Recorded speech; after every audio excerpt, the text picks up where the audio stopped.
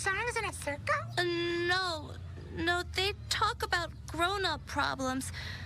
She goes every day so that she stays healthy.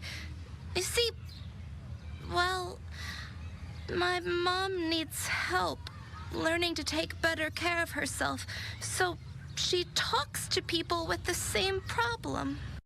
Welcome back to The Factor Uncensored. Even on Sesame Street, its Muppets are dealing with issues some people deal with in the real world.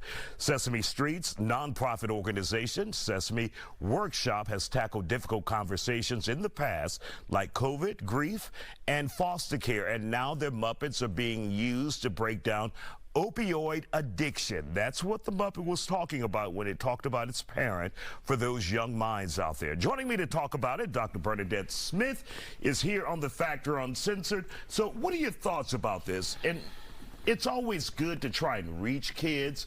Is this too early? Is this just right?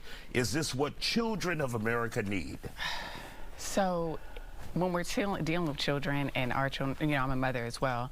And so it's tough because we don't want to prematurely expose our children to things. However, they're already being exposed to them in different ways that we may not know. And I think that what becomes important is recognizing, one, television should be a tool that parents are using with their children. So you can choose to say, yep, let's watch this episode together and process it, or no, we're not going to watch this together. So is it Sesame Street's place? Maybe, maybe not, but what they're doing is creating a mechanism for parents to be able to have those childlike conversations. Because even so it can force parents so they don't have to watch it and be exposed to it for the first time. On Sesame Street, parents will have that conversation with their children. Absolutely. I have one of my friends, they'll watch certain movies that come out prior to them allowing their children to watch it.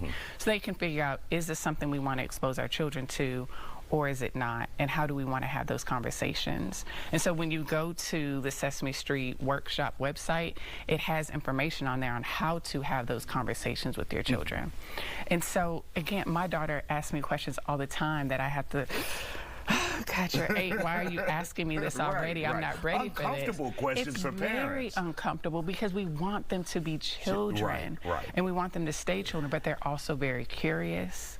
And they're also being exposed to so many things. And I think as parents, we have to ask ourselves, do we want to be the ones that are having those conversations, or do we want them to get that information, those narratives from others? And so it can be very uncomfortable seeing that Sesame Street is opening that door to have that conversation. But when the pieces that I watched, it was very you know, they're speaking to children on a childlike level to where you can go as deep as you need to. Because there are going to be people in their classrooms, in their community, who are struggling with addiction, in their family who are struggling with addiction. And so it might make children who are in that environment feel more comfortable and feel seen as well. And one of the things you brought up was something that a very responsible parent will do. Monitor what their children will watch in movies, on television, on radio.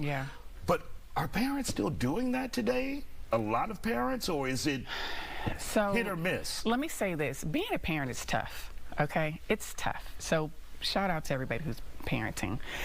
Ideally, you're going to want to monitor. There's tons of different parental controls that you can put on to make sure that your child is or is not watching. Ideally, you're going to sit down and watch. And so it depends. There are some parents who don't monitor whatsoever, and then there are others who are hypervigilant.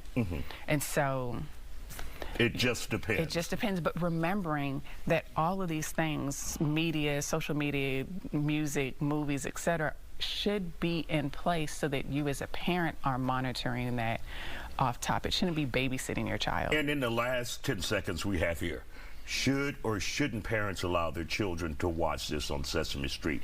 Your opinion? Honestly, I think it's a case-by-case, house-by-house, you know, answer. If that's what the family feels is important to them, let's do it. If not, then that's okay too. But they're going to have the information. Dr. Bernadette Smith, thank you for joining us here on The Factor.